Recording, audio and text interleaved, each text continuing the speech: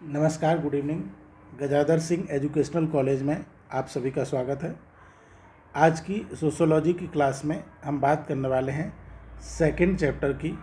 हमने सोशियोलॉजी का first chapter cover कर लिया था और फर्स्ट चैप्टर में हमने समझा था कि इतिहास के जो स्रोत हैं वो क्या क्या हैं, हिस्ट्री के क्या क्या सोर्स हैं। उन सोर्स में हमने समझा था कि कुछ धार्मिक पुस्तकें उसके सोर्स हैं, जैसे कि वेद हो गए, उपनिषद हो गए, पुराण हो गए, रामायण, महाभारत। इसके अलावा कुछ पुरातात्विक स्रोत हैं जिसमें कि हमें कई जगह से चित्रकारी मिली है गुफाओं में, या फिर कई जगह से हमें जो पुराने भवन मिले हैं, या फिर सिंधु घाटी सभ्यता में जो अन्नागार, स्नानागार, उस तरह की चीज़ें हमें मिली हैं। अशोक के स्तंभ लेख मिले हैं, या जो विदेशी यात्री भारत में यात्रा के लिए उस समय आते थे उन्होंने कुछ लिखा है। इतिहास में उन चीज़ों को जोड़ दिया जाता है और उन्हें हम ऐतिहासिक स्रोत के नाम से जानते हैं। पहला चैप्टर थोड़ा कॉम्प्लिकेटेड था, थोड़ा मुश्किल था। आप लोगों ने उसको पढ़ा, उसके MCQ लगाए। अब आज से हम सेकंड चैप्टर शुरू करेंगे। अगर बात की जाए सेकंड चैप्टर की तो इसका नाम है मानव की उत्पत्ति एवं नदी घाटी सभ्यताएं। ठीक है, पृथ्वी पर किस प्रकार से मानव की उत्पत्ति हुई, और मानव शुरुआत में नदियों के किनारे संभवतः रहता होगा। नदियों के किनारे नदी घाटी सभ्यता का क्या मतलब है? यहाँ पर नदी घाटी सभ्यता का मतलब है कि आज के समय में आप देखिएगा तो हम लोग ऐसी जगह पे भी निवास कर लेते हैं जहाँ आसपास में कोई नदी नहीं होती है। उसका रीज़न ये होता है कि भले ही वहाँ पे नदी नहीं है, हमने आर्टिफिशियली किसी न किसी तरीके से वहाँ पानी का इंतज़ाम कर लिया है। हमने ज़मीन के नीचे से पानी को निकालने के लिए नल को हैंडपम्प बोलते हैं। अब आपके यहाँ क्या बोलते हैं आप समझिएगा, हैंडपम्प, नल का प्रयोग हम कर लेते हैं। या फिर हम नल के अलावा यहाँ पे जो है जो समरसेबल है उसका प्रयोग कर लेते हैं। या फिर इसके साथ साथ जो नहरें सरकार बना देती है उसको देख लिया जाता है। और इसी के साथ साथ अगर देखा जाए तो जो वर्षा का जल है वो भी हमारे काम आ जाता है। लेकिन प्राचीन काल में न तो नहरें रही होंगी और न ही उस समय में जो हैंडपम्प हैं, जो समरसेबल हैं आज के समय में, वो भी नहीं रहे होंगे।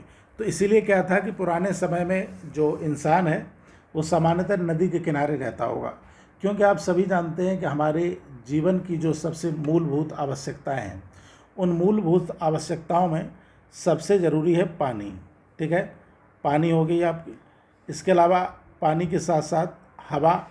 अगर हवा नहीं है, पानी नहीं है और ज़मीन नहीं है तो आप क्या निवास कर पाएंगे कहीं पर? तो आप कहेंगे हम तो निवास नहीं कर पाएंगे भाई। तो यहाँ पे सबसे ज़रूरी तो हवा, पानी, ज़मीन ही है। तो इसमें क्या है कि हवा तो आपको हर जगह उपलब्ध है लगभग। ठीक है, हर जगह आपको मिल जाएगी। ज़मीन पर अगर आप रहेंगे तो आपको हवा वहाँ मिल जाएगी, लेकिन हर जगह पानी नहीं मिलेगा। तो पानी कहाँ पर मिलेगा? प्राचीन काल में केवल नदियों के किनारे, नदियों में ही पानी उपलब्ध होता था। उसका रीज़न ये था कि उस समय नहरें नहीं बनाई गई, तो उस समय हैंडपम्प नहीं थे, उस समय समरसेबल नहीं थे। तो इंसान जब इस पृथ्वी पर आया तो शुरुआत में उसने नदियों के किनारे ही अपने निवास स्थल बनाए होंगे। धीरे धीरे जब वो विकसित हुआ, जब वो निवास बनाना शुरू किया होगा, तो उसने नदियों के किनारे इसलिए बनाए होंगे क्योंकि वहाँ पर उसको जीवन यापन करने में, खेती करने में, अपने पीने के लिए पानी, जानवरों के पीने के लिए पानी, ये सब आसानी से उपलब्ध रहा होगा। तो नदी घाटी सभ्यताओं में क्या है, अगर हम देखें भारत में कौन कौन सी नदियाँ प्रमुख हैं, तो सबसे प्रमुख नदी जो भारत की है वो है सिंधु नदी। आप जानते हैं सिंधु नदी, वैसे तो आजकल हमारे देश की सबसे प्रमुख नदी गंगा नदी है, लेकिन यहाँ पे सिंधु नदी की बात मैं इसलिए कर रहा हूँ कि सिंधु नदी को आजकल हम लोग थोड़ा सा वैल्यू इसलिए कम दे रहे थे क्योंकि इसका अधिकतर जो पानी है वो पाकिस्तान को चला जाता था। फिलहाल आजकल तो सिंधु जल समझौता रद्द हो गया है, तो उम्मीद है कि इसका पानी भारत को मिलेगा। सिंधु नदी गंगा से भी बड़ी नदी है। अगर देखा जाए तो इसकी बड़ी बड़ी 5-6 ट्रिब्यूटरी हैं। तो सिंधु नदी उस समय जो थी उसके आसपास इंसान रहा, वहाँ पे सभ्यता को विकसित किया। तो एक तो हो गई सिंधु घाटी सभ्यता। दूसरा, इसी तरह के कुछ नदियाँ हैं जो कि आपकी मिस्र में पाई जाती थी, इसी तरह की नदियाँ पश्चिम एशिया में पाई जाती थी। तो नदी घाटी सभ्यताओं का मतलब हो गया जो प्रमुख नदियाँ थी उनके किनारे जो सभ्यताएँ विकसित हुई उनके बारे में पढ़ेंगे। मानव की उत्पत्ति कैसे हुई इसके बारे में पढ़ेंगे। मानव की उत्पत्ति की अगर बात की जाए तो यहाँ पे आप जिस तरीके से देखते हैं कि सबसे पहले जो कोई आप गंदगी कहीं छोड़ दीजिए, गीलापन, आप देखते हैं कि जब बरसात में पानी बरसने का जब मौसम होता है तो उस समय बरसात के मौसम में आपको हरियाली ज़्यादा दिखाई देती है या फिर गर्मी के मौसम में? मतलब अप्रैल मई में आपको ज़्यादा हरियाली दिखेगी या फिर जुलाई अगस्त में ज़्यादा दिखाई देगी? तो आप कहेंगे बरसात के मौसम में हमको हरियाली ज़्यादा दिखती है, गर्मी के मौसम में चारों तरफ सूखा सूखा दिखता है। रीज़न क्या है कि बरसात के मौसम में पानी उपलब्ध है और पानी में जीव जंतुओं का विकास उद्गम बहुत आसानी से बहुत जल्दी होता है। जैसे आप देखते हैं कि बरसात के मौसम में सामान्यतः हम बाहर का खाना नहीं खाना चाहते, तो बरसात के मौसम में व्यक्ति बाहर का खाना इसलिए नहीं खाना चाहता क्योंकि बाहर बहुत सारे कीड़े पतंगे, चींटे चींटियाँ ये सब उड़ते रहते हैं और सूर्यास्त के बाद तो वो इतने ज़्यादा हो जाते हैं कि आपके खाने में कुछ पड़ जाएंगे और वो गंदा खाना हो जाएगा। तो आप देखते हैं बरसात के मौसम में पेड़ पौधे बहुत ज़्यादा उग जाते हैं, उस समय कीड़े पतंगे भी बहुत ज़्यादा दिखाई देने लगते हैं, आपको कीड़े मकोड़े दिखाई देने लगते हैं। लेकिन वहीं अगर देखा जाए गर्मी के मौसम में और सर्दी के मौसम में तो उतने कीड़े पतंगे आपको नहीं दिखाई देंगे।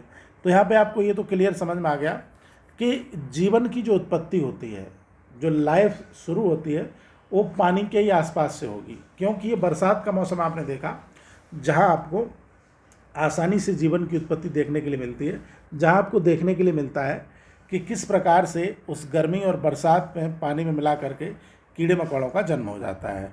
तो सामान्यतः मानव की उत्पत्ति को अगर देखा जाए तो इसकी शुरुआत कहीं ना कहीं पानी के आसपास से ही हुई होगी। तो ये चैप्टर बहुत ही इम्पोर्टेंट है आपके डीएलएड के पॉइंट ऑफ व्यू से भी और जनरल कंपटीशन के पॉइंट ऑफ व्यू से भी।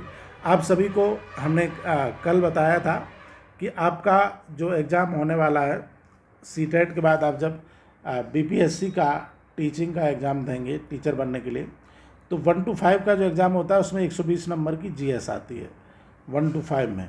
अब 120 नंबर के जीएस में आपका हिस्ट्री खूब पूछा जाता है और हिस्ट्री के ये सारे चैप्टर जो है ये मोस्ट फेवरेट चैप्टर होते हैं एग्जामिनर के, तो इनको थोड़ा सा समझ लीजिए आप। चलिए तो आगे बढ़ते हैं, हम लोग चैप्टर की तरफ आ जाते हैं।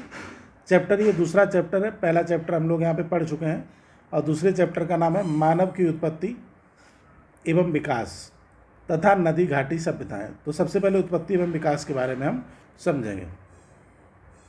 मानव की उत्पत्ति और विकास में अगर देखा जाए तो सबसे पहले यहाँ पे देखा जाए कि मानव तो तब आया होगा ना जब पृथ्वी आई होगी। पहले पृथ्वी आई कि पहले मानव आया? तो यहाँ पे अगर बात की जाए तो आप कहेंगे भाई पहले तो पृथ्वी आई होगी और पृथ्वी के बाद ही तो मानव आएगा। ठीक है, पृथ्वी और मानव के बीच में भी बहुत सारे यहाँ पे चरण चले होंगे, बहुत सारा समय बीता होगा, उसके बाद ही यहाँ पर मानव की उत्पत्ति हुई होगी। तो यहाँ पे अगर देखा जाए कि पृथ्वी के बाद अगर मानव आया तो पृथ्वी की उत्पत्ति कैसे हुई? हम जानते हैं सामान्यतः वर्तमान जो रिसर्च है उसके अनुसार अभी तक पृथ्वी के अलावा कोई और ऐसा ग्रह, उपग्रह या कोई भी ऐसी जगह नहीं है पृथ्वी के अलावा जहाँ पर जीवन संभव हो। जीवन अभी जो है वो पृथ्वी के अलावा दूसरे ग्रह पर संभव नहीं है। ठीक है, केवल पृथ्वी पर ही जीवन संभव है। तो यहाँ पे अगर देखा जाए कि पृथ्वी की उत्पत्ति कब हुई, जैसे आप इस प्रकार से समझिए, पहले आप घर बनाएंगे तब आपके घर में किराएदार आएंगे कि पहले किराएदार आएंगे तब आप घर बनाएंगे? तो आप कहेंगे पहले हम घर बनाएंगे तभी उसमें किराएदार आएंगे। ठीक है, सामान्यतः अब कुछ कंडीशन में आप कहेंगे किराएदार आके बैठे हुए हैं अपना सामान लाके और मैं बाद में घर बनाऊंगा फिर उनको शिफ्ट कर दूंगा, वो एक अलग बात हो गई, वो ज़बरदस्ती की बात है। सामान्यतः क्या है कि पहले घर बनेगा तब उसमें लोग आएंगे। तो ऐसे ही मानव तो बाद में आया होगा ना, जीवन की उत्पत्ति तो बाद में हुई, चाहे वो मानव हो, चाहे वो पेड़ पौधे हो, चाहे वो पशु पक्षी जीव जंतु कुछ भी हो, जीवन की उत्पत्ति तो बाद में हुई होगी। पहले तो पृथ्वी की उत्पत्ति हुई होगी। तो पृथ्वी की उत्पत्ति कैसे हुई इसके बारे में अगर देखा जाए तो कहा जाता है कि आज से लगभग 450 करोड़ वर्ष पहले, ये कितना वर्ष? 450 करोड़ वर्ष, 1-2 वर्ष नहीं, 450 करोड़ वर्ष पहले जो है पृथ्वी ये अपने अस्तित्व में नहीं थी और ऐसे ही आकाश में, ब्रह्मांड में एक गोल जो है वो संरचना तैरती रहती थी। एक बताया तो गया कि मटर के आकार की, मटर के जैसी, मटर के साइज़ की, लेकिन आप अगर मटर को देखेंगे तो आपको लगेगा इतना छोटा कैसे संभव है ये। तो उसको हम मान लेते हैं कि एक गोल संरचना थी और ये गोल संरचना जो थी इसमें हो गया विस्फोट। इस गोल संरचना में जब विस्फोट हुआ तो ये विस्फोट के कारण क्या हुआ, इसमें से बहुत सारे जो इसके पार्टिकल्स थे वो टूट के बिखर गए। जैसे कि इसको हम थोड़ा और अच्छे से समझते हैं। मान लीजिए एक जगह हम ले लेते हैं, यहाँ पे इसको मिटा लेते हैं और यहाँ पे लेते हैं। शुरुआत में क्या कहा गया कि भाई एक कोई गोला रहा होगा इस प्रकार का, और उसमें बहुत डेंसिटी वाली गैसें उसमें भरी हुई थी, इसमें गैस पूरा भरी हुई थी, ठीक है। और इसमें अचानक से क्या होगा, इस गोले में हो गया विस्फोट। इस गोले में अचानक से क्या हुआ, विस्फोट हुआ। और ये जो विस्फोट होने की घटना है इसी को हम बोलते हैं बिग बैंग। क्या बोलते हैं इसको? इसको बोला जाता है बिग बैंग बोला जाता है। तो ये जो गोला था ये बहुत गर्म था, इसमें विस्फोट हुआ और इसको बिग बैंग बोला जाता है। बिग बैंग थ्योरी जो है वो जॉर्ज लेमेंडर ने दी थी। जॉर्ज लेमेंडर एक साइंटिस्ट थे, उन्होंने बिग बैंग थ्योरी दी और उन्होंने बताया कि ये छोटा सा जो गोला था इसमें विस्फोट हुआ, बिग बैंग हुआ और ये चारों तरफ आसमान में ऐसे बिखर गया। इसका कुछ पार्टिकल यहाँ चला गया, कुछ यहाँ चला गया, ऐसे बिखर गया ऐसे चारों तरफ। तो कहीं सूर्य का निर्माण हो गया, कहीं ग्रह का निर्माण हो गया, कहीं उपग्रह का निर्माण हो गया। तो इसी में से एक बनी हमारी पृथ्वी। अब इसको पूरा डिटेल में जब हम समझेंगे तो वो ज्योग्राफी होगी, ठीक है। अभी हम पूरा डिटेल में समझने की ज़रूरत नहीं है, आप बस इतना समझ लो कि बिग बैंग कॉन्सेप्ट के अनुसार पृथ्वी की उत्पत्ति हुई और शुरुआत में पृथ्वी बहुत गर्म थी। आपने सुना होगा कि एक जगह है स्विट्ज़रलैंड में, जिनेवा। तो स्विट्ज़रलैंड में एक मशीन लगाई गई थी जिसका नाम था लार्ज हेड्रॉन कोलाइजर, और इसमें ये बिग बैंग की जो थ्योरी थी इसको प्रूव किया जा रहा है। बिग बैंग का मतलब किसी पार्टिकल में विस्फोट हो जाना, किसी पिंड में विस्फोट हो जाना और उसका बिखर जाना। तो ये बिग बैंग 450 साल पहले लगभग ये हुआ होगा, ये घटना हुई होगी और 450 वर्ष पहले पृथ्वी का निर्माण हो गया। यहाँ पे बहुत सारे पिंड बने, इसमें पृथ्वी, सूर्य, ग्रह उपग्रह सब बन गए, ठीक है। पृथ्वी की उत्पत्ति हुई। अब चूँकि शुरुआत में ये बहुत गर्म थी और शुरुआत में इतनी गर्म थी कि यहाँ पर जीवन संभव ही नहीं था। शुरुआत में इतनी गर्मी थी यहाँ पृथ्वी पर कि यहाँ जीवन ही संभव नहीं था। अब आप देखिए कि अगर टेम्परेचर 100 डिग्री से ऊपर हो जाए, कहीं 100 डिग्री अगर टेम्परेचर हो जाए, तो आप बताइए क्या वहाँ हम लोग रह पाएंगे? तो आप कहेंगे हम लोग तो नहीं रह पाएंगे 100 डिग्री पे, ठीक है। क्योंकि 100 डिग्री पे क्या होता है, पानी उबलने लगता है, बहुत ज़्यादा गर्मी है, तो उसमें तो बहुत सारे जीव जंतु सब सारे खत्म हो जाएंगे, पेड़ पौधे। तो पहले तो शुरुआत में पृथ्वी का जो तापमान था वो बहुत ज़्यादा रहा होगा, तो यहाँ कोई भी जीवन नहीं था। लेकिन बाद में वायुमंडलीय दशाएँ बदली, जो एटमॉस्फेयर कंडीशन थी वो चेंज हुई और चेंज होने के साथ धीरे धीरे पृथ्वी ठंडी होने लगी। और जब पृथ्वी ठंडी होने लगी तो यहाँ पर महासागरों का विकास हुआ, पानी आया यहाँ पर, और जो गैसें होती हैं उन्हीं से पानी बनता है। ज्योग्राफी में हम समझेंगे इसको डिटेल में, चूँकि यहाँ पर मानव की उत्पत्ति समझना है, हमें पृथ्वी की उत्पत्ति नहीं समझनी है। तो हम मानव की उत्पत्ति पर चल रहे हैं, पृथ्वी की उत्पत्ति हम ज्योग्राफी में बहुत डिटेल में समझने वाले हैं। अब यहाँ पर क्या हुआ कि पृथ्वी पर पानी आ गया, ठंडी हो गई, ये कंडीशन यहाँ पर बन गई। तो अब आप देखते हैं कि कहीं पर अगर पानी भरा हो तो वहाँ जीवन की उत्पत्ति अपने आप हो जाती है। अगर आपको इस चीज़ का विश्वास नहीं तो आप एक जो है पानी एक गड्ढा खोदिएगा, कहीं पर ज़मीन पे गड्ढा खोदिए छोटा सा, और उस गड्ढे में पानी भर दीजिए। इसमें गड्ढे में पानी भरिए और उसको ऐसे ही छोड़ दीजिए, ठीक है। और इसमें पानी सूखना नहीं चाहिए, बस पानी इसमें रहना चाहिए, इसको छोड़ दीजिए। आप देखेंगे इसमें कुछ समय बाद ही कुछ जो है वनस्पति, कुछ पौधे वनस्पति टाइप के कुछ इसमें अपने आप ही उग जाएंगे। आपने कोई बीज नहीं डाला इसमें, पानी में कुछ नहीं किया, लेकिन इसमें पौधे उग जाएंगे। इसी प्रकार से कुछ कीड़े मकोड़े भी इसमें आ जाएंगे, कीड़े मकोड़े कुछ छोटे मोटे इसमें आ जाएंगे। तो जहाँ पानी होती है, जहाँ मिट्टी होती है, वहाँ अपने आप ही जीवन की उत्पत्ति हो जाती है। तो शुरुआत में जो जीवन की उत्पत्ति है वो पानी में हुई होगी, इसी चीज़ के बारे में यहाँ पे बताया गया। ये सब आप समझ लीजिएगा, ये हमने सब कुछ आपको बता दिया है। अब जीवन की उत्पत्ति, पृथ्वी पर जीवों की उत्पत्ति कब और कैसे हुई, इसका उत्तर देना बहुत जटिल है कि भाई कब हुई, कोई अनुमान लगाया जा सकता है, अब एग्जैक्ट बता पाना बहुत मुश्किल है। तो किस प्रकार से हुई होगी इसके संबंध में वैज्ञानिकों ने कुछ क्रम बताया है। सबसे पहले सूक्ष्म तथा रीढ़ विहीन जीवों की उत्पत्ति हुई होगी। जैसे आप देखिएगा, आपने कभी बहुत सारी इसमें गर्ल्स भी हैं क्लास जो करते हैं, बहुत सारे बॉयज़ भी हैं, कई लड़के होते हैं जो रूम रेंट पे लेके बाहर रहते हैं, पढ़ाई करते हैं या कुछ काम करते हैं, अपना जॉब करते हैं, और लड़कियां भी ऐसे होती हैं, कई लोग बाहर रह के पढ़ाई करते हैं, घर में कुछ काम धाम करते हैं। तो कभी आपने देखा होगा कि मान लीजिए आपने आटा बनाया, आटा जो है गीला किया रोटी बनाने के लिए, और उस आटे को आपने पूरा आटा यूज नहीं किया, रोटी में गीला आटा था, आपने उसको रख दिया कि भाई इतने आटे की हम बाद में रोटी बनाएंगे, और आप उस गीले आटे को रख के भूल गए, अच्छे से बंद कर दिया था आपने, ढक दिया था उसको किसी डिब्बे में, अच्छे से एयर टाइट डिब्बे में बंद कर दिया। अब वो आटा पता चला आपने 15 दिन बाद खोला, उसको भूल गए आप ना, 15 दिन बाद आप जब खोलेंगे वो रखा हुआ आटा, तो उसके अंदर आपको क्या मिलेगा बताइए? शेर मिलेगा, चीता मिलेगा, इंसान मिलेगा, क्या मिलेगा? तो उसमें बहुत छोटे छोटे कीड़े पड़ चुके होंगे, वो सड़ चुका होगा, उसमें कीड़े पड़ चुके होंगे, और वो कीड़े इतने छोटे होंगे जिसमें कोई रीढ़ कोई हड्डी नहीं होगी, बहुत छोटे छोटे कीड़े होंगे।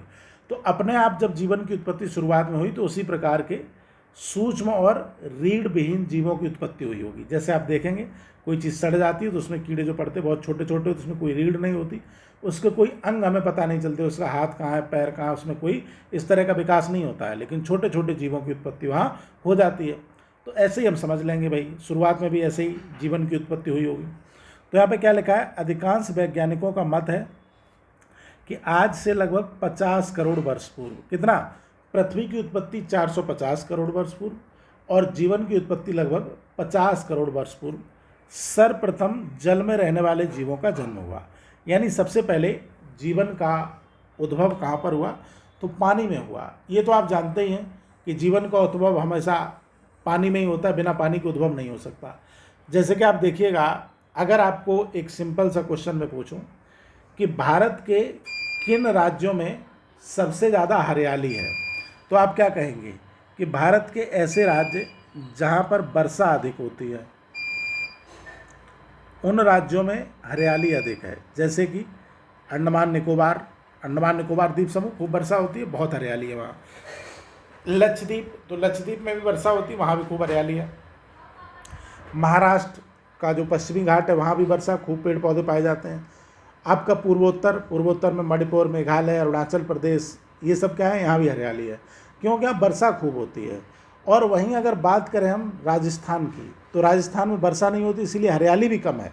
तो इतना तो बेटा आप समझ गए कि भाई हरियाली या फिर जीव जंतु पेड़ पौधे जहाँ भी होंगे वहाँ बरसात जरूर हो रही होगी, पानी का इंतजाम वहाँ होगा। तो सबसे पहले जल में रहने वाले जीवों का जन्म हुआ। ये जीव जेली के समान अत्यंत सूक्ष्म थे, यानी कि बहुत छोटे छोटे जीव जंतु थे, बहुत ही, जेली का मतलब हुआ कि ये नरम थे। जैसे कि हम अगर किसी व्यक्ति का हाथ पकड़ें तो उसमें हड्डी होती है, वो थोड़ा हमको क्या लगता है? थोड़ा कड़ा महसूस होता है। लेकिन वहीं पे हम कोई ऐसा जीव जंतु पकड़ें जो एकदम थुलथुला हो, थुलथुला का मतलब क्या हुआ? एकदम मुलायम हो। जैसे जेली फिश की बात की जाए, जेली फिश का नाम सुना है? समुद्र में पाया जाने वाला एक जीव है, एकदम नरम होता है, मुलायम होता है वो, ठीक है। तो ये नरम मुलायम थे। इस जीव में वनस्पति तथा पशु दोनों के सूक्ष्म लक्षण व्याप्त थे। शुरुआत में जो उत्पत्ति हुई वो अलग अलग नहीं था, वो जीव और वनस्पति दोनों का मिक्स फॉर्म था। बाद में धीरे धीरे विकसित हुआ, तो जीव जंतु अलग हो गए और वनस्पतियाँ अलग हो गई, ठीक है। यह एक कोशिकीय था। जैसे मनुष्य जो है ये एक कोशिकीय है कि बहुकोशिकीय? तो मनुष्य हो, चाहे आपके पेड़ पौधे हों, चाहे भेड़, बकरी, शेर, चीता, ये सब बहुकोशिकीय होते हैं। कोशिका सेल क्या होती है, ये साइंस में आपको बताया जाएगा।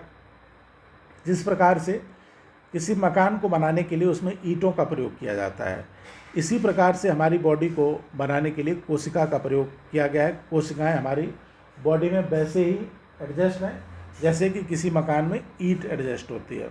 यहाँ पर एक कोशिका का मतलब है कि सिंगल सेल का था, यानी कि बहुत छोटा सा जीव था। इसी प्रकार के अन्य अनेक जीवों का भी जन्म धीरे धीरे होता गया। बात समझ में आ गई? चलिए, अब यहाँ पे अगर बात की जाए कि सेकंड जो फेज़ था उसमें क्या हुआ, तो सेकंड फेज़ में उभयचर जीवों की उत्पत्ति हुई। उभयचर एम्फीबियन क्या होता है? पहले तो पानी में उत्पत्ति हुई, ये पानी में ही रहते थे अपना भाई, ये बाहर नहीं आते थे। उभयचर का मतलब होता है ऐसे जीव जंतु जो पानी में भी रह लें और जो स्थल पे भी रह लें। उभयचर एम्फीबियन का मतलब क्या होता है? ऐसे जीव जंतु जो जल और स्थल दोनों पे रहने के लिए सूटेबल हों। तो ऐसे कुछ जीव जंतुओं के नाम क्या आपके दिमाग में हैं, बताइए। तो इसमें आप देखेंगे, जैसे मेढक को आपने कभी देखा है? मेढक मेढक क्या करता है कि जल में भी रहता है, स्थल में भी रहता है। इसी तरह कछुआ को आप देखिए, कछुआ पानी में भी आराम से तैरता है और सूखे में भी अपना चल फिर सकता है। तो मेढक और कछुआ को आप एग्जाम्पल में ले लेंगे। ये क्या है? एम्फीबियन है, उभयचर हैं, यानी कि ये पानी में भी रह सकते हैं और स्थल पे भी रह सकते हैं। तो सबसे पहले चरण में तो ऐसे जीव जंतुओं का विकास हुआ जो पानी के अंदर ही थे। दूसरे में ऐसे जीव जंतु बने जो पानी में भी कंफर्टेबल थे और स्थल पे भी कंफर्टेबल थे, उभयचर। करोड़ों वर्षों के उपरांत प्राकृतिक रूप से उभयचर श्रेणी प्राणियों का जन्म हुआ। इनका बाहरी आवरण अत्यंत कठोर था। जैसे कछुआ देखिए, तो कछुआ का बाहरी आवरण कठोर होता है कि नहीं होता है? बहुत कठोर होता है। आपने देखा होगा गांव में, अब तालाब वगैरह होता है, वहाँ कछुआ देखने को मिलता है, या फिर शहर में कोई आपका चिड़ियाघर वगैरह होता है तो वहाँ भी कछुआ मिलता है। तो कछुआ का जो ऊपरी आवरण होता है बहुत कठोर होता है, उसको आसानी से तोड़ा नहीं जा सकता। इनमें मुख्य रूप से घोंगा आप जानते होंगे, केकड़े, मेढक, मछली, कछुआ शामिल था, ठीक है, को शामिल किया जाता है। इसके साथ ही दलदली भागों में वनस्पतियों का भी विकास होने लगा। मतलब यहाँ पर क्या हुआ, जंतु अलग हो गए, वनस्पतियाँ अलग हो गई। दलदली भाग का मतलब होता है कीचड़ टाइप का। तो एकदम जहाँ गहरा पानी होता है वहाँ वनस्पति आपको इतनी जल्दी नहीं दिखाई देगी। जहाँ पानी हो, गीलापन हो, जहाँ पानी थोड़ा कम हो, वहाँ पर वनस्पतियाँ आपको दिखाई देती हैं। तो वहाँ वनस्पतियों का विकास होना प्रारंभ हो गया। और इन्हीं दलदली भागों में कुछ रेंगने वाले सरीसृप का भी जन्म हो गया। ये जीव स्थल एवं जल दोनों पर सरलता से रह सकते थे, इसलिए इन्हें उभयचर कहा गया। तो सबसे पहले पानी वाले, फिर उभयचर एम्फीबियन आए, फिर आए अंडज। अंडज का मतलब क्या होता है? ऐसे जीव जो कि अंडे देते हैं। जैसे आज के समय में कुछ ऐसे जीव हैं जो अंडे देते हों। तो आप कहेंगे आज के समय में तो बहुत सारे ऐसे जीव अंडे देते हैं, आओ सिखाएं तुम्हें अंडे का फंडा। गाना आपने सुना है कि नहीं? तो मुर्गी का अंडा, कबूतर का अंडा, नहीं, चिड़िया भी अंडा देती है और बहुत सारे सरीसृप भी हैं। तो मगरमच्छ अंडे देता है, इसको ज़रा आप याद रखिएगा। चिड़िया तो आप जानते हैं अंडे देती, मगरमच्छ अंडे देता है, सांप बच्चा देता है कि अंडा देता है, सर्प जो है अंडे देता है। तो यहाँ पे बात की जाए अंडज जीवों की उत्पत्ति में क्या हुआ, निरंतर वायुमंडल में परिवर्तन के फलस्वरूप ऐसे प्राणियों की उत्पत्ति हुई जिनका जन्म अंडों तथा बीजों से हुआ था। तो इसमें मगरमच्छ और सांप प्रमुख हैं, ठीक है, इसको याद रखिएगा। अब आते हैं नभचर एवं स्तनपायी जीवों की उत्पत्ति, ऑरिजिन ऑफ एवियंस एंड मैमल्स। तो नभचर का मतलब आप जानते हैं ऐसे जंतु जो आकाश में उड़ते हो। नभ का मतलब होता है आकाश। तो ऐसे जंतु यानी कि पक्षियों की उत्पत्ति हो गई यहाँ पर, पक्षी आकाश में उड़ते हैं। स्तनपायी मैमल्स का मतलब होता है जैसे इंसान मैमल है, स्तनपायी है, ऐसे सभी जंतु जो बच्चे को जन्म देते हों, ठीक है, वो स्तनपायी कहलाते हैं। बच्चे को जन्म देंगे तो जन्म के बाद उनको जो है स्तनपान कराया जाता है, उनको दूध की ज़रूरत होती है। तो यहाँ पे नभचर आप समझ गए, जो भी आपके चिड़िया पक्षी हैं ये सब नभचर हैं। और स्तनपायी में जैसे मनुष्य हो गया ये स्तनपायी है, कंगारू हो गया स्तनपायी है, गाय आपका स्तनपायी है, घोड़ा आपका स्तनपायी है। तो यहाँ पे स्तनपायी का मतलब ऐसे जंतु, ऐसे जीव जंतु जो कि बच्चे को जन्म देते हो डायरेक्ट और वो स्तनपान कराते हैं, उन्हें स्तनपायी कहते हैं, ठीक है। बच्चे को जन्म देने वाले आप समझिएगा। समय चक्र एवं ऋतु परिवर्तन के साथ नभचर एवं स्तनपायी जीवों का जन्म हुआ। नभचर के अंतर्गत आकाश में उड़ने वाले जीवों को सम्मिलित किया जाता है तथा स्तनपायी में नर बानर प्राइमेट को सम्मिलित किया जाता है। अब इसमें नर बानर कहा जाता है ना, इंसान के पूर्वज बंदर थे, तो कहा गया सारे बंदर जो है वो इंसान क्यों नहीं बन गए। अगर कोई कहे कि इंसान के पूर्वज बंदर थे तो आपके दिमाग में ये सवाल आना चाहिए कि ये जो आज बंदर हैं ये कहाँ से आ गए। फिर हमारे पूर्वज अगर बंदर थे तो सारे पूर्वज तो इंसान बन गए। तो यहाँ पे क्या है कि बंदरों में भी बहुत सारी अलग अलग वैरायटी होती हैं, सारे बंदर एक जैसे नहीं होते हैं। तो कुछ बंदर ऐसे हैं जो इंसान के रूप में बदल चुके हैं और कुछ बंदरों की जो नस्ल है वो आज भी बंदर बन के रह गई है, ठीक है। तो स्तनपायी में नर बानर यानी कि प्राइमेट को सम्मिलित किया जाता है। इसमें बंदर, लंगूर, चिंपैंजी को सम्मिलित किया गया। अब आ जाते हैं मानव की उत्पत्ति। तो यहाँ पे अगर देखा जाए तो मानव की उत्पत्ति को लेकर विद्वानों में सर्वाधिक मतभेद है। भाई ऐसी चीज़ है। अब बताइए आज के समय में हम लोग कितनी मेहनत करते हैं, आप लोग पढ़ाई लिखाई कर रहे हैं, दुनिया भर का मेहनत करेंगे, टीचर बनेंगे या कुछ अधिकारी बनेंगे, कुछ करेंगे, और फिर आपको पता चलेगा कि एक दिन तो मर ही जाना है। बड़ा मुश्किल काम है कि नहीं है।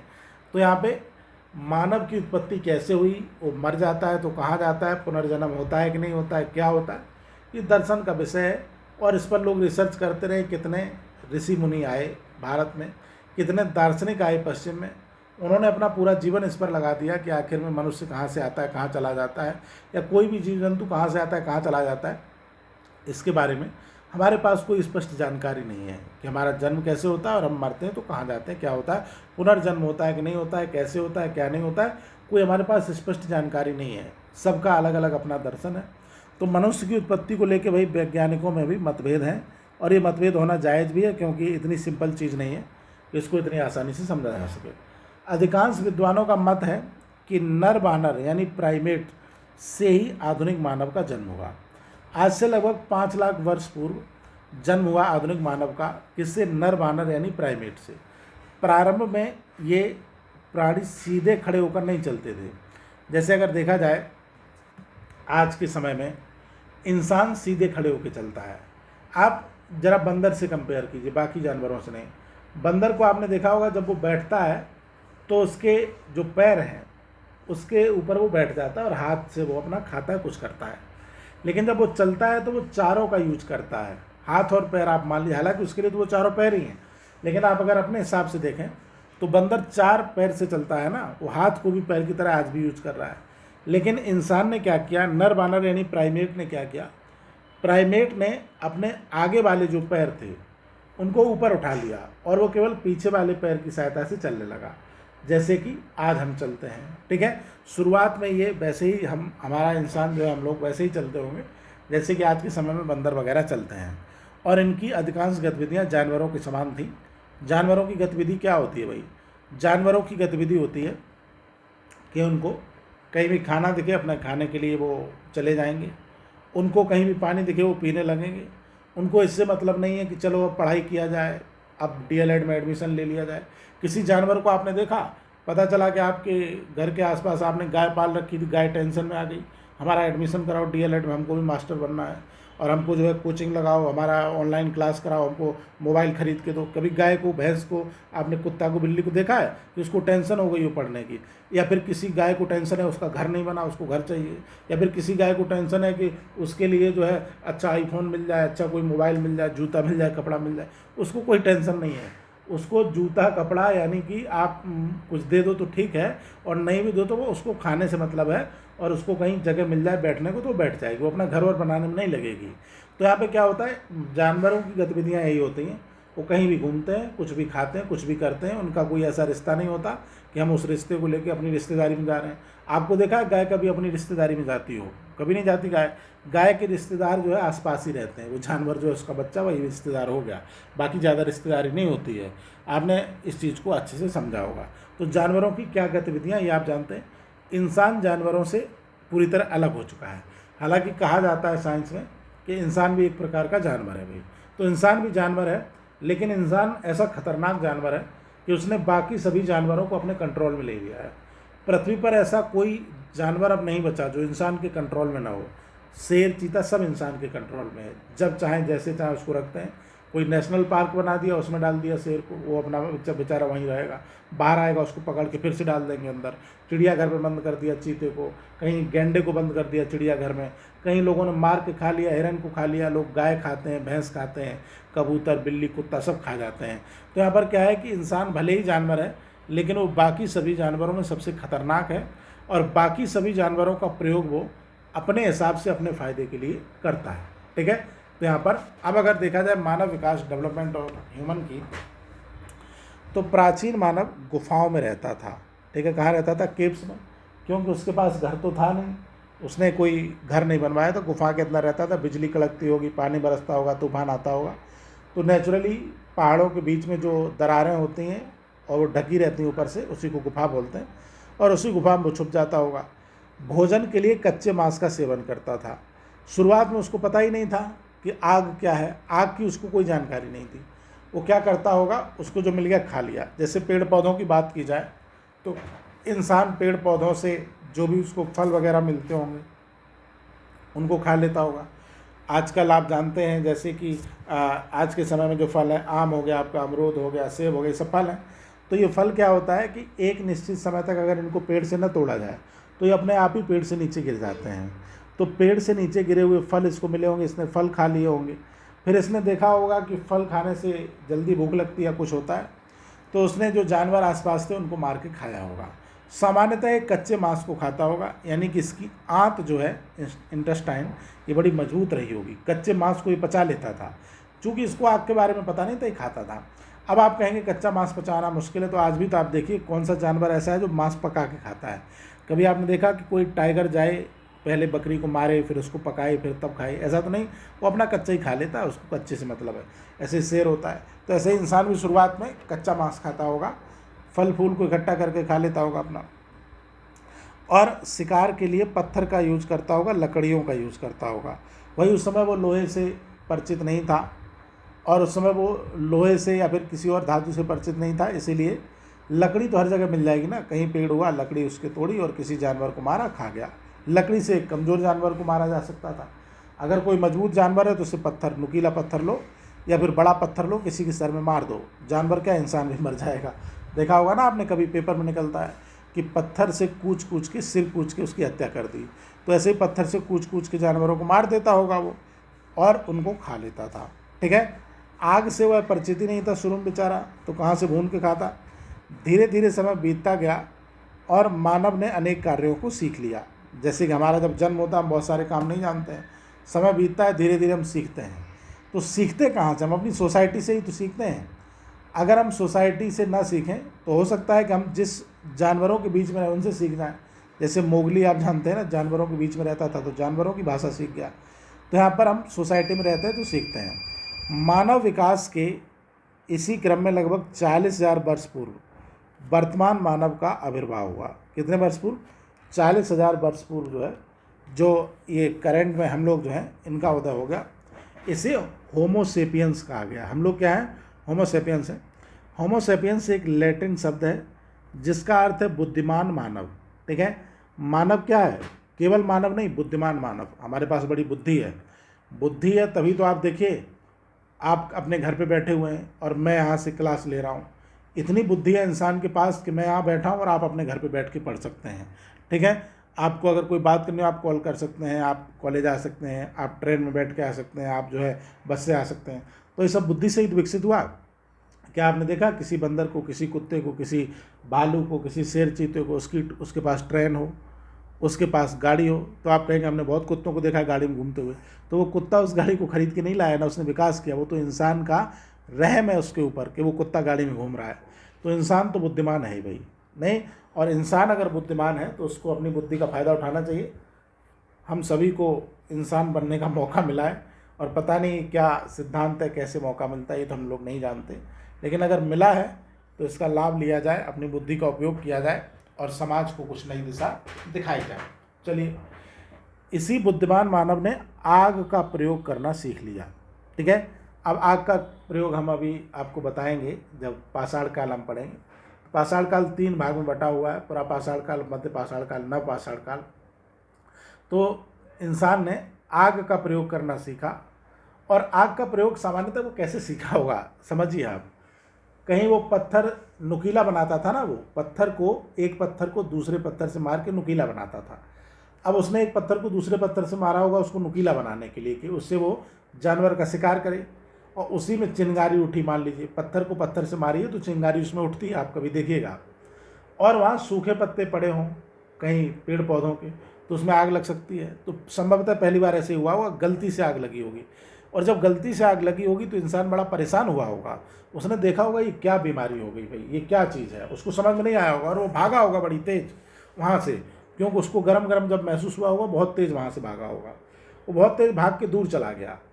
फिर उसने इंतज़ार किया होगा उस आग को बुझने का। पता चला 2, 4, 6, 10 घंटे बाद आसपास की आग बुझ गई। अब उसने देखा होगा बुझने के बाद यहाँ पे हुआ क्या था, वो चेक कर रहा था, और उसने देखा कि वहाँ कोई हिरन जल गया, वहाँ कोई बकरी जल गई उसी में, आग में। तो उसने देखा कि भाई अभी तो हिरन और बकरी हमको ढूंढने नहीं जाना पड़ेगा, शिकार नहीं करने जाना पड़ेगा, यहाँ मिल गया मरा हुआ, इसी को खा लेते हैं। तो उसने उसको खाया होगा। तो उसने देखा होगा ये जो आग में जला हुआ जानवर है ये ज़्यादा स्वादिष्ट है। कच्चे जानवर से, कच्चे मांस से ये ज़्यादा स्वादिष्ट है।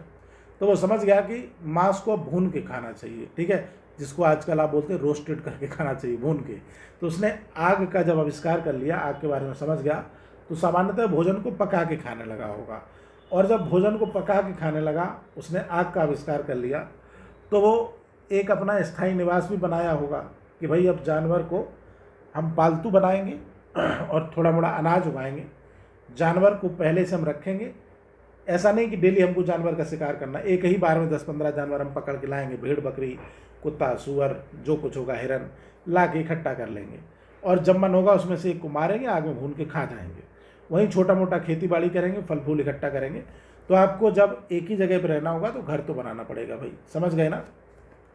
देखिए शुरुआत में क्या होगा, जैसे आजकल जब छोटे बच्चे होते हैं तो उनको कोई चीज़ जब पहली बार दिखाओ तो वो बड़ा ताज्जुब से देखते हैं, उन्होंने पहले नहीं देखा उसको।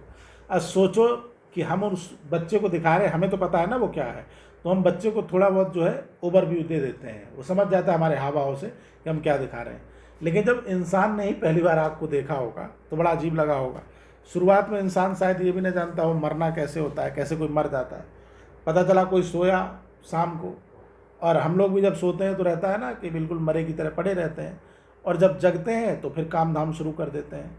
अब पहले जब इंसान ने मौत को नहीं देखा होगा, पहली बार जब कोई मरा होगा, आप आइडिया लगाइए, कुछ भी सोच सकते हैं। पहली बार जब कोई मरा होगा तो उसके साथ वालों ने देखा होगा कि ये सो गया, ये उठ ही नहीं रहा है, और ये उठ नहीं रहा है तो उसको पहले पीटा होगा, लाठी डंडा लात घूसा से मारा होगा कि ये क्यों नहीं उठ रहा है, इसको उठना चाहिए। फिर देखा वो 1 दिन नहीं उठा, 2 दिन नहीं उठा, वो तो उसमें बदबू आने लगी, तब उसको लगा होगा कुछ तो गड़बड़ है भाई इसमें, ये अब नहीं उठेगा, ठीक है। तो शुरुआत में इंसान के लिए बड़ा मुश्किल रहा होगा चीज़ों को समझना। हम उस युग में हैं जहाँ इंसान उतनी सारी चीज़ों को समझ चुका है जिनसे हमारा जीवन आसान हो। सारी चीज़ों को तो हम नहीं जानते, इस ब्रह्मांड में, इस पृथ्वी में क्या चीज़ें हैं, क्या इसका रहस्य हमें नहीं पता, लेकिन इतना तो हम जानते हैं कि हमारा जीवन सरल हो चुका है, हम आसानी से अपना जीवन यापन करते हैं, हम खाना हमें मिलता है, रहने के लिए मिलता है, कपड़े लत्ते सब मिलते हैं, ठीक है। तो इंसान ने घर बनाना सीखा और धीरे धीरे मानव संस्कृति का विकास होना शुरू हो गया। संस्कृति का मतलब क्या होता है, जैसे हमारे यूपी बिहार में बहुत सारे त्यौहार मनाए जाते हैं। होली का त्यौहार है, आपका दिवाली का त्यौहार है। बिहार का तो सबसे प्रमुख त्यौहार है छठ का त्यौहार, नहीं दुनिया के सारे त्यौहार एक तरफ, छठ का त्यौहार एक तरफ। तो ये हमारी संस्कृति है, छठ का त्यौहार मनाना, होली मनाना, दिवाली मनाना, ईद मनाना, मुहर्रम मनाना, बकरीद मनाना, ये सब क्या है, संस्कृति। हम किस प्रकार के कपड़े पहन रहे हैं, हम क्या खाना खा रहे हैं, हम किस प्रकार के घरों में रह रहे हैं, हमारा समाज कैसा है, उसमें स्त्रियों को कितनी छूट है, पुरुषों के पास कितने अधिकार हैं, उसमें जानवरों की क्या स्थिति है, ये सबको अगर मिला दिया जाए तो वो एक संस्कृति बन जाती है। तो धीरे धीरे इंसान ने जब एक जगह रहना स्टार्ट कर दिया तो उसने संस्कृति का भी विकास किया होगा। विभिन्न स्थानों पर रहने वाले मानवों के समुदाय की संस्कृतियों का सामूहिक विकास होने पर मानव सभ्यता का जन्म हो गया। ये विकास विभिन्न कालों में हुआ। जैसे सबसे पहले पाषाण काल आया। पाषाण काल का मतलब है पत्थर का काल है ये। इसमें इंसान जो है वो पत्थर का स्टोन का प्रयोग करता था, स्टोन का प्रयोग करता था जानवरों के शिकार के लिए। बाद में स्टोन को उसने एक दूसरे से मारा तो आग की उत्पत्ति, आग के उत्पन्न करने के लिए भी स्टोन का प्रयोग करता था, शिकार के लिए भी स्टोन का प्रयोग करता था, और घर वर बनाने के लिए भी स्टोन का प्रयोग वो करता होगा शुरुआत में, ठीक है। तो स्टोन एज हो गया ये पाषाण काल, जहाँ पत्थर से ही सब काम हो रहा है। दूसरा आया ताम्र कांस्य युग, यानी कॉपर ब्रॉन्ज एज। तो पत्थर के बाद आपका ताम्र पाषाण काल आता है। ताम्र पाषाण काल का मतलब जहाँ तांबा और पत्थर दोनों को मिला के यूज़ किया गया, वही ताम्र पाषाण काल है। उसके बाद आता है आयरन एज, लौह युग। और अगर बात की जाए आज के समय की, तो आज के समय को भी हम आयरन एज ही बोल सकते हैं, लौह युग ही बोल सकते हैं। पहले लोहे से लोग भाला बनाते थे शिकार करने के लिए, तलवारें बनाते थे, ये सब बनाते थे। आज के समय में बताइए, क्या किसी भी देश का, किसी भी गांव का, किसी भी घर का बिना लोहे के विकास संभव है? आप कहेंगे कतई नहीं संभव है। किसी भी देश का विकास करना है तो आपको ब्रिज बनाना पड़ेगा, रेलवे स्टेशन बनाना पड़ेगा, रेलवे डेवलप करना पड़ेगा, एरोप्लेन बनाना पड़ेगा, एयरपोर्ट बनाना पड़ेगा, और इनमें से कोई भी स्ट्रक्चर बिना लोहे के संभव ही नहीं कि आप बना लें। सरिया आपको चाहिए होगा, रॉड आपको चाहिए होगा, तभी आप ये स्ट्रक्चर बनाएंगे। तो आज भी आयरन एज आप बोल सकते हैं, ठीक है। तो ये हमने एक ओवरव्यू लिया है आपका इस चैप्टर का। इसमें मानव की उत्पत्ति के बारे में हमने समझ लिया। देखिए पहले मानव इस तरीके का था, ये बंदर की तरह दिख रहा है कि नहीं, चिंपैंजी की तरह। फिर थोड़ा डेवलप हुआ, इसका मुंह थोड़ा छोटा हो गया, फिर डेवलप हुआ थोड़ा और मुंह छोटा हुआ, फिर डेवलप हुआ मुंह थोड़ा इसका और छोटा हुआ, ऐसे। और आज के समय में ये मानव है। अब हालांकि आज ये भाला और नंगा नहीं चलता, भाला लेके नहीं चलता, ना ही नंगा चलता है। आजकल सब जो है मोबाइल लेके चलते हैं, कपड़े पहन के चलते हैं, भाला वाला गया भाड़ में। तो मानव की उत्पत्ति हमने पढ़ ली है। अब कल से हम पाषाण काल को शुरू करेंगे। मोस्ट इम्पॉर्टेंट चैप्टर है भाई पाषाण काल। इसको मैं इसलिए बोल रहा हूँ क्योंकि मैंने कई सालों तक सिविल सर्विसेज के लिए यहाँ पर हिस्ट्री का अध्यापन किया है। मतलब जीएस के जो भी आपके चैप्टर होते हैं, जो भी सेक्शन होते हैं, history, geography, polity, economy, science, इन सब का, तो यहाँ पे बहुत ही बेहतरीन तरीके से आपको इसकी स्टडी में कराने वाला हूँ। आप किसी भी कोचिंग में पढ़ रहे हो किसी कंपटीशन के लिए, आप अगर इस क्लास में पढ़ते हैं, मेरे साथ पढ़ते हैं, तो सिर्फ डीएलएड ही नहीं, हम आपके ऐसे कॉन्सेप्ट क्लियर कराएंगे जो कि आपके बीपीएससी में जो आपका पीसीएस का पेपर होता है वो तक आप क्वालिफाई कर सकते हैं। तो आज की क्लास में इतना ही रखते हैं। कल हम फिर से मिलेंगे शाम को 8 बजे जीएस की क्लास में, यानी कि या तो आपकी सीडीपी की क्लास होती है 8 बजे, या तो आपकी सोशल साइंस की होती है। ठीक है, तो यहाँ पर सोशल साइंस या सीडीपी 8 बजे होता है, 7 बजे आपका मैथ होता है। तो कल मिलते हैं, आज के लिए इतना ही। Thank you.